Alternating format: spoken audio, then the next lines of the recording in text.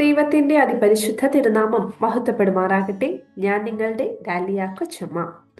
മർത്തമറിയാം വനിതാ സമാജം 2025 കേന്ദ്ര പരീക്ഷയുടെ തയ്യാറെടുപ്പിന്റെ ഭാഗമായിട്ട് വീണ്ടെടുക്കുന്ന ക്രിസ്തു, റൂത്ത്, എസ്തേർ പുസ്തകങ്ങളിലൂടെ the redeeming Christ through the books of Ruth and Esther എന്ന പുസ്തകത്തിന്റെ 10ാമത്തെ ചാപ്റ്റർ ആയിരുന്നു നമ്മുടെ കഴിഞ്ഞ class. Haman and his evil decisions, ഹാമാനും അവന്റെ അബദ്ധ തീരുമാനങ്ങളും. ഇന്ന് ആ ഭാഗത്ത് നിന്ന് നമുക്ക് ചോദിക്കാവുന്ന കുറച്ച് ചോദ്യോത്തരങ്ങളും കൂടി ഡിസ്കസ് ചെയ്യാം. പ്രത്യേകമായിട്ട് നമ്മൾ എസ്തേറിന്റെ പുസ്തകം 5ഉം 6ഉം അധ്യായങ്ങളാണ് കഴിഞ്ഞ ക്ലാസ്സിൽ നോക്കിയത്. 5ാം അധ്യായത്തിന്റെ ഉള്ളടക്കത്തിലേക്ക് നോക്കുമ്പോൾ 3 ഭാഗമായിട്ട് തിരിച്ച് നമ്മൾ അതിനെപ്പറ്റി പഠിച്ചു. Esther enters the presence of the king. Esther ധൈര്യസമേതം രാജസന്നിധിയിലേക്ക് കടന്നു ചെല്ലുന്നതാണ് 1 മുതൽ 3 വരെയുള്ള വാക്യങ്ങളിൽ കണ്ടത്. 4 മുതൽ 8 വരെയുള്ള വാക്യങ്ങളിൽ എസ്തേർസ് ഡിപ്ലോമസി, എസ്തേറിന്റെ നയതന്ത്രം, ബുദ്ധിപൂർവം രാജാവിനെ നേരിടുന്ന അല്ലെങ്കിൽ ബുദ്ധിപൂർവം ദൈവരക്ഷയിലേക്ക് നീക്കുന്ന കുറച്ച് പദ്ധതികളൊക്കെ ആസൂത്രണം ചെയ്യുന്ന എസ്തേറിനെ നമുക്ക് കാണാൻ സാധിക്കും. അവസാന ഭാഗം 9 മുതൽ 14 വരെയുള്ള വാക്യങ്ങൾ നോക്കിക്കഴിഞ്ഞാൽ ഹാമാന്റെ അഹങ്കാരം അതിന്റെ മൂർധന്യ ഭാവത്തിലേക്ക് എത്തിയിട്ട് മൊർദെഖായിയെ വധിക്കുവാൻ തക്കവണ്ണം ഹാമാനും അവന്റെ ഭാര്യയും സ്നേഹിതന്മാരും കൂടെ ആലോചന ചെയ്യുന്നതാണ് നമ്മൾ 5ാം അധ്യായത്തിന്റെ അവസാന ഭാഗത്ത് കണ്ടത്. അതേ സമയത്ത് തന്നെ 6ാം അധ്യായത്തിന്റെ ആദ്യ ഭാഗം വിരുന്നതിനൊക്കെ ശേഷം രാജാവിന് ഉറക്കമില്ലാത്ത രാത്രിയിൽ ദിനവൃത്താന്തങ്ങൾ വായിച്ചു കേൾക്കുകയും മൊർദെഖായിക്ക് ആദരവ് ഒന്നും പ്രതിഫലമൊന്നും തന്നെ നൽകിയില്ല എന്ന് മനസ്സിലാക്കി ഹാമാനെ കൊണ്ട് തന്നെ മൊർദെഖായിയെ ആദരിപ്പിക്കുന്നതാണ് 2ാമത്തെ ഭാഗത്ത് കണ്ടത്. അത് അവസാനിക്കുന്നത് എങ്ങനെയാണ്? ഹാമാന്റെ നാശം ഹാമാന്റെ ഭാര്യയും സ്നേഹിതരും മുന്നിൽ കാണുന്ന ഒരു സംഭവങ്ങളൊക്കെ വ്യക്തമാക്കിക്കൊണ്ടാണ്. അങ്ങനെ 2ാമത്തെ വിരുന്നിനു വേണ്ടി ഹാമാനെ കൂട്ടിക്കൊണ്ടു പോകുന്നതോടെ പറഞ്ഞുകൊണ്ടാണ് നമ്മൾ 6ാം അധ്യായം അവസാനിപ്പിച്ചത്. നമുക്ക് അവിടെ നിന്ന് ചോദിക്കാവുന്ന കുറച്ച് ചോദ്യങ്ങളിലേക്ക് കടക്കാം.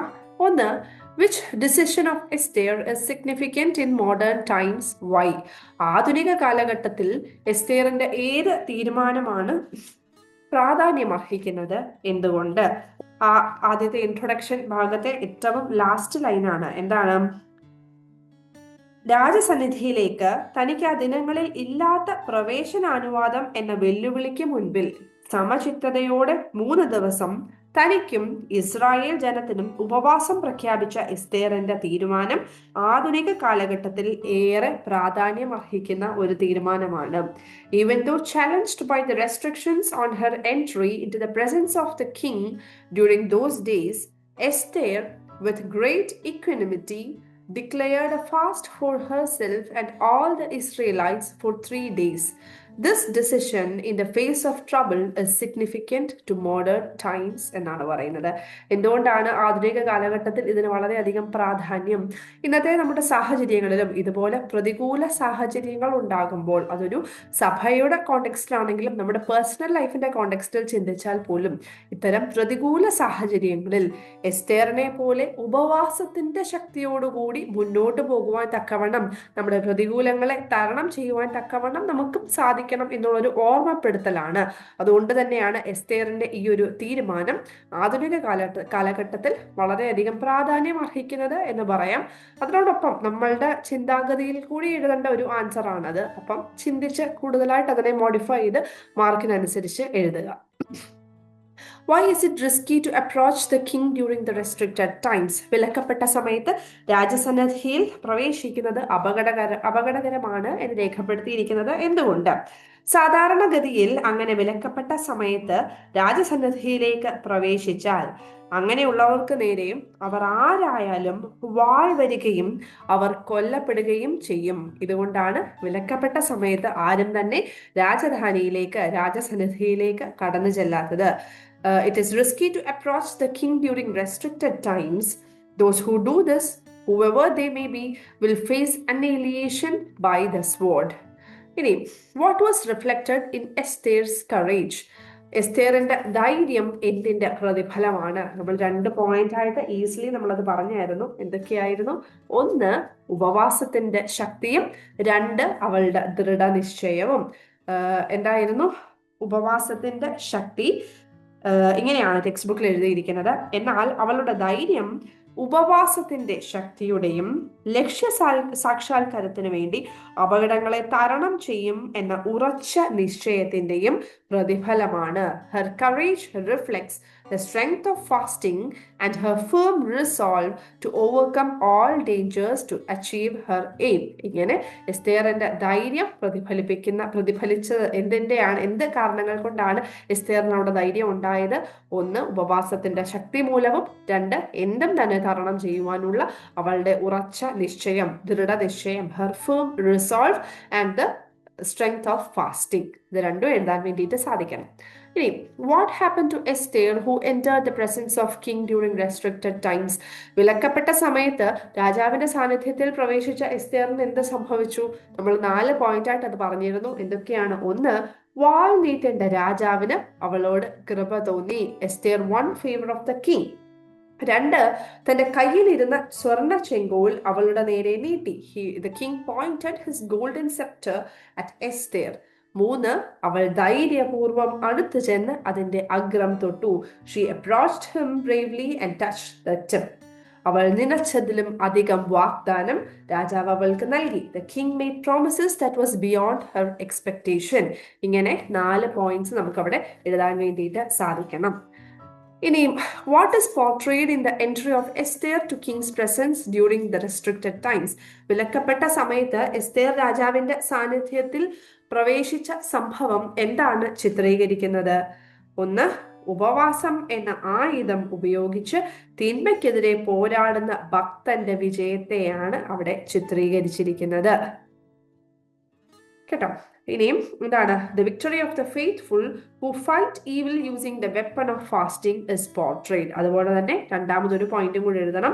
വീണ്ടെടുക്കുന്ന ദൈവം കൂടെയുണ്ടെന്ന വിശ്വാസം ഈ സാഹചര്യങ്ങളിൽ, അതുപോലെ ഇത്തരം സാഹചര്യങ്ങളിൽ എസ്തേറിനോടൊപ്പം വീണ്ടെടുക്കുന്ന ദൈവം ഉണ്ടായിരുന്നത് പോലെ വീണ്ടെടുക്കുന്ന ദൈവം നമ്മളോടുകൂടി ഉണ്ടായിരിക്കണം എന്നുള്ള ഒരു ചിന്ത കൂടിയാണ് ആ ഭാഗം നൽകുന്നത്. We need the faith that God who redeems us is with us. ഇങ്ങനെ 2 കാര്യങ്ങൾ എഴുതാൻ വേണ്ടിയിട്ട് സാധിക്കണം. ഇനി, എക്സ്പ്ലെയിൻ എസ്തേർസ് ഡിപ്ലോമസി. എസ്തേറിന്റെ നയതന്ത്രം വിശദീകരിക്കുക. അവിടെയും നമ്മൾ ഒരു 4 പോയിന്റ് പറഞ്ഞു. ഒന്ന്, രാജ്യത്തിന്റെ പകുതി ചോദിച്ചാലും കൊടുക്കാം എന്ന വാഗ്ദാനം നൽകിയ രാജാവിനോട് തന്റെ സങ്കടങ്ങൾ മുഴുവൻ അപ്പൊ തന്നെ നേരിട്ട് പറയുവാൻ എസ്തേറിന് സാധിക്കുമായിരുന്നു. എന്നാൽ അവിടെ അത് ചെയ്യാതെ അവസരത്തിനൊത്ത് ഉയർന്നുകൊണ്ട് തന്ത്രപരമായി രാജാവിനെയും ഹാമാനെയും വിരുന്നിന് ക്ഷണിക്കുകയാണ് എസ്തേർ ചെയ്യുന്നത്. Rising to the situation, Esther strategically invites the king and Haman to a banquet that she had prepared. പിന്നീട് മുന്നോട്ട് വായിക്കുമ്പോൾ രാജാവ് എസ്തേറിന്റെ ക്ഷണം സ്വീകരിക്കുകയും അദ്ദേഹവും ഹാമാനും വിരുന്നിന് പങ്കെടുക്കുകയും ചെയ്തു എന്ന് കാണാം. King accepted the invitation and he along with Haman attended the banquet. രാജാവ് അവിടെയും എസ്തേറിന്റെ അപേക്ഷയും ആഗ്രഹവും അന്വേഷിച്ചെങ്കിലും അവൾ അപ്പോഴും ശരിയായ മറുപടി പറയാതെ ഒഴിഞ്ഞു മാറി അടുത്ത വിരുന്നിനു വേണ്ടി രാജാവിനെയും ഹാമാനെയും വീണ്ടും ക്ഷണിക്കുകയാണ് ചെയ്തത്. Even though king enquires about her petition and request, she evades the question and invites him and Haman to another banquet. ഇതാണ് എസ്തേറിന്റെ നയതന്ത്രം വിശദമാക്കുന്നത്. നേരിട്ട് പറയാവുന്ന ഒരു കാര്യമായിരുന്നിട്ട് കൂടി ബുദ്ധിപൂർവം എസ്തേർ രാജാവിനെയും ഹാമാനെയും ഒരു വിരുന്നിന് വേണ്ടി, അവൾ തന്നെ ഒരുക്കിയ വീഞ്ഞു വിരുന്നിന് വേണ്ടി ക്ഷണിക്കുന്നു. അവിടെ വെച്ച് രാജാവ് പിന്നീട് വീണ്ടും അവളുടെ ആഗ്രഹവും അപേക്ഷയും ആരായുമ്പോൾ പോലും അതിൽ നിന്ന് ഒഴിഞ്ഞു മാറി വീണ്ടും രാജാവിനെയും ഹാമാനെയും അടുത്ത വിരുന്നിനു വേണ്ടി ക്ഷണിക്കുന്നു. ഇത്തരത്തിൽ വളരെ ബുദ്ധിപൂർവം കാര്യങ്ങളെ അവസരത്തിനൊത്ത് ഉയർന്ന് കാര്യങ്ങളെ കൈകാര്യം ചെയ്യുന്ന എസ്തേറിന്റെ നയതന്ത്രമാണ് നമുക്ക് അവിടെ കാണാൻ സാധിക്കുന്നത്. ഇനി, we need the faith that God who dash us is with us, who redeems us എന്നുള്ളതാണ്. വീണ്ടെടുക്കുന്ന ദൈവം കൂടെയുണ്ടെന്നുള്ള വിശ്വാസം നമുക്ക് ആവശ്യമാണ്. The victory of the faithful who fight evil using the dash is portrayed. എന്താണ്? using the weapon of fasting. ഉപവാസം എന്ന ആയുധം ഉപയോഗിച്ച് തിന്മയ്ക്കെതിരെ പോരാടുന്ന ഭക്തന്റെ വിജയമാണ് ഇവിടെ ചിത്രീകരിച്ചിരിക്കുന്നത് എന്നൊക്കെ fill in the blanks ചോദിക്കാം. ഇനി അടുത്തത്, what was king's promise to Esther? എസ്തേറിന് രാജാവ് നൽകിയ വാഗ്ദാനം എന്തായിരുന്നു? രാജ്യത്തിന്റെ പകുതിയാണെങ്കിൽ തന്നെയും നൽകിക്കൊള്ളാം എന്നുള്ളതായിരുന്നു രാജാവിന്റെ പ്രോമിസ് അല്ലേ. എന്താണ്? King made promises that were beyond her expectation. He had promised to give her anything that she asked, even if it were half of his kingdom. എന്നുള്ളത് നമുക്ക് അവിടെ ഓർക്കാം. ഇനി what made Haman's rage to intensify? ഹാമാന്റെ കോപം വർദ്ധിക്കുവാനുള്ള കാരണം എന്താണ്? രണ്ടാമത് വീണ്ടും എസ്തേർ ഹാമാനെയും രാജാവിനെയും വിരുന്നിന് ക്ഷണിക്കുമ്പോൾ ഹാമാൻ സന്തോഷവും ആനന്ദവും കൊണ്ട് നിറഞ്ഞെങ്കിലും 5-ാം അധ്യായം 9-ാം വാക്യം, രാജസന്നിധിയിൽ ഇരുന്നു കൊണ്ട് തന്നെ പുച്ഛത്തോടെ നോർക്കുന്ന മൊർദെഖായിയെ കാണുമ്പോൾ അവന്റെ കോപം വർദ്ധിക്കുകയും വിളറി പൂണ്ട് അവനെതിരെ വർത്തിക്കുകയും ചെയ്യുകയാണ്. അപ്പം എന്താണ് ഹാമാന്റെ ദേഷ്യം, അതിന്റെ മൂർധന്യഭാവത്തിലേക്ക് എത്തിച്ച സംഭവം? When Haman sees Mordecai sitting at the king's gate watching him scornfully, his rage intensifies and he goes livid and wanted to act against him. ഇത്രയും എഴുതാം. ഇനി അടുത്തത്, വാട്ട് വാസ് ഹാമാൻസ് മെയിൻ എയിം? എന്തായിരുന്നു ഹാമാന്റെ പ്രധാന ലക്ഷ്യം? എന്തായിരുന്നു? മൊർദെഖായിയെ ഇല്ലായ്മ ചെയ്യണം എന്നുള്ളതായിരുന്നു ഹാമാന്റെ പ്രധാന ലക്ഷ്യം. His main aim is to destroy Mordecai. Name of Haman's wife, ഹാമാന്റെ ഭാര്യയുടെ പേര് നമ്മൾ നേരത്തെ പഠിച്ചിട്ടുണ്ട്. എന്താണ്? സേരഷ് എന്നുള്ളതാണ്. ഇനി what was the advice of Zeresh when Haman told he would not feel satisfied unless Mordecai is destroyed? മൊർദെഖായിയെ നശിപ്പിക്കപ്പെടാതെ തനിക്ക് തൃപ്തി വരില്ല എന്ന് ഹാമാൻ പറഞ്ഞപ്പോൾ സേരഷിന്റെ ഉപദേശം എന്തായിരുന്നു? ഈ വാക്കിന് അവന്റെ ഭാര്യയായ സേരഷിന്റെ ഉപദേശമാണ് 5-ാം അധ്യായം 14-ാം വാക്യം, ചാപ്റ്റർ 5 വേഴ്സ് 14. 50 മുഴം ഉയരമുള്ള ഒരു കഴുമരം ഉണ്ടാക്കട്ടെ, മൊർദെഖായിയെ അതിന്മേൽ തൂക്കിക്കളയേണ്ടതിന് നാളെ നീ രാവിലെ രാജാവിനോട് അപേക്ഷിക്കണം. പിന്നെ നിനക്ക് സന്തോഷകരമായി രാജാവിനോടുകൂടി വിരുന്നിന് പോകാമല്ലോ എന്നുള്ളതാണ് ആ വാക്യം. ടെക്സ്റ്റ് ബുക്കിലുള്ളതുപോലെ എഴുതിയാൽ മതിയായിരിക്കും. His wife gave him the advice to erect a gallows 50 cubits high to hang Mordecai. അങ്ങനെ ഭാര്യയുടെ കുബുദ്ധി നിറഞ്ഞ ഉപദേശം ഹാമാൻ സ്വീകരിക്കുകയാണ്. ഇനി what will be the experience of people who lose sight of judiciousness due to jealousy and rage? അസൂയയും കോപവും കാരണം വിവേകം നഷ്ടപ്പെടുന്ന ആളുകളുടെ അനുഭവം എന്തായിരിക്കും? നമ്മളിപ്പോൾ കണ്ടതുപോലെ ഹാമാനെ പോലെ അസൂയയും കോപവും ഒക്കെ നിറഞ്ഞപ്പോൾ ഭാര്യയുടെ വാക്ക് കേട്ട് എടുക്കുന്ന ഒരു തീരുമാനം, അത് വിനാശകാലെ വിപരീത ബുദ്ധി എന്നുള്ള ഒരു പഴമൊഴിയുമായിട്ട് നമുക്ക് അതിനെ മനസ്സിലാക്കുവാൻ വേണ്ടിയിട്ട് സാധിക്കും. ഇതൊക്കെ അവിടെ ചേർത്ത് നമുക്ക് എഴുതിയാൽ മതി. ഇനി name of the 2 eunuchs who plot to attack and assassinate king. രാജാവിനെ ആക്രമിച്ചു വധിക്കുവാൻ ഗൂഢാലോചന നടത്തിയ 2 ഷണ്ടന്മാരുടെ പേര് നമ്മളിത് നേരത്തെ 2-ാമത്തെ അധ്യായത്തിൽ തന്നെ പഠിച്ചിരുന്നു. ആരൊക്കെയായിരുന്നു? Bigthan and Teresh. ബിഗ്ദാനും തേരഷും. How did king respected Mordecai? മൊർദെഖായിയെ രാജാവ് എങ്ങനെ ബഹുമാനിച്ചു?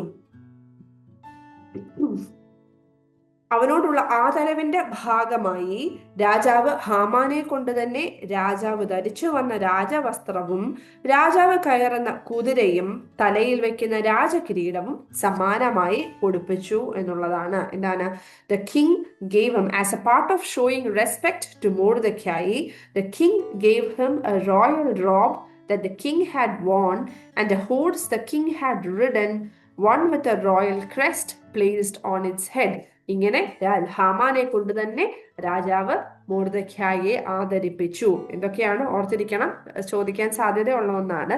രാജാവ് ഹാമാനെ കൊണ്ട് തന്നെ രാജാവ് ധരിച്ചു വന്ന രാജവസ്ത്രവും രാജാവ് കയറുന്ന കുതിരയും തലയിൽ വെക്കുന്ന രാജകിരീടവും സമ്മാനമായി കൊടുപ്പിച്ചു. രാജവസ്ത്രം, കുതിര, അതുപോലെ രാജാവ് കയറുന്ന കുതിര, അതുപോലെ രാജകിരീടം. ഈ 3 പോയിന്റ്സ് ഓർത്തിരിക്കണം കേട്ടോ. ഇനി what truth does we understand from Esther's action in chapters 5 and 6? എസ്തേറിന്റെ ഏത് പ്രവൃത്തിയാണ് നമുക്ക് എസ്തേറിന്റെ ഈ 5-6 അധ്യായങ്ങളിലെ എസ്തേറിന്റെ പ്രവൃത്തിയിൽ നിന്ന് നമുക്ക് എന്ത് തിരുവചന സത്യം മനസ്സിലാക്കാം?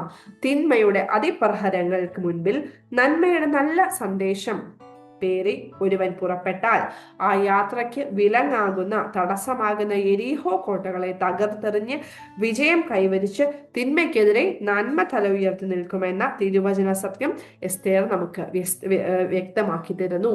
If one sets out with a good message against the fierce onset of evil forces, All the barriers to this journey will be shattered, and good shall victoriously prevail against evil. Basically തിന്മയ്ക്ക് മുകളിൽ എല്ലാ കാലത്തും എത്ര വലിയ തടസ്സമുണ്ടെങ്കിലും നന്മ വിജയിക്കും എന്നുള്ളൊരു ചിന്തയാണ് എസ്തേറിന്റെ പ്രവൃത്തിയിലൂടെ നമുക്ക് ഈ 5-6 അധ്യായങ്ങളിൽ നിന്ന് മനസ്സിലാക്കുവാൻ സാധിക്കുന്നത്.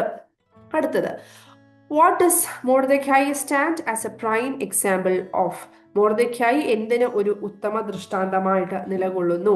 ദൈവം ചരിത്രത്തിൽ ഇടപെടുമ്പോൾ സംഭവിക്കുന്ന അത്ഭുതങ്ങളുടെ ഉത്തമ ദൃഷ്ടാന്തമായിട്ട് മൊർദെഖായി നമ്മുടെ മുൻപിൽ നിൽക്കുന്നു. Mordecai stands before us as the prime example of the miracles that will happen when God intervenes in the history. നേരത്തെ ഒരു ചാപ്റ്ററിൽ നമ്മൾ മൊർദെഖായി സ്റ്റാൻഡ്സ് ഫോർ, മൊർദെഖായി എന്തിനെ സൂചിപ്പിക്കുന്നു? ദൈവവിശ്വാസം അല്ലെ, അല്ലെങ്കിൽ ദ ഫെയ്ത്ത്ഫുൾനെസ് ടു ഗോഡ് എന്നുള്ളത് നമ്മൾ പറഞ്ഞിരുന്നു. ഇവിടെ പിന്നെയും എന്തിനൊരു ഉത്തമ ദൃഷ്ടാന്തമായിട്ട് മാറുകയാണ്? ചരിത്രത്തിൽ ദൈവം ഇടപെടുമ്പോൾ സംഭവിക്കുന്ന അത്ഭുതങ്ങൾക്ക് ഒരു ഉത്തമ ദൃഷ്ടാന്തമായിട്ട് മൊർദെഖായി മാറുകയാണ്. അങ്ങനെ ഇത്രയുമാണ് ഈ ഒരു അധ്യായത്തിൽ നിന്ന് കണ്ടുപിടിക്കാവുന്ന കുറച്ച് ക്വസ്റ്റ്യൻസ്. ഇനിയും അതിൽ കൂടുതൽ ഇതിൽ നിന്ന് മനസ്സിലാക്കാം. എന്നിരുന്നാലും 5ഉം 6ഉം അധ്യായം നന്നായിട്ട് മനസ്സിലാക്കുക. അപ്പൊ അവിടെ നിന്ന് എങ്ങനെ ചോദ്യം വന്നാലും നമുക്ക് എഴുതുവാൻ വേണ്ടിയിട്ട് സാധിക്കും. അത്രയുമേ ഉള്ളൂ ഈ ഒരു ക്ലാസ്. നമുക്കിനിയും അവസാനത്തെ ഒരു ചാപ്റ്ററും കൂടെ നോക്കാം. അപ്പം എല്ലാവരും നന്നായി പഠിക്കുക. കേട്ടിരുന്ന എല്ലാവർക്കും ഒരുപാട് നന്ദി. Thank you so much. ദൈവം നമ്മളെ ഓരോരുത്തരെയും വാഴ്ത്തി അനുഗ്രഹിക്കട്ടെ.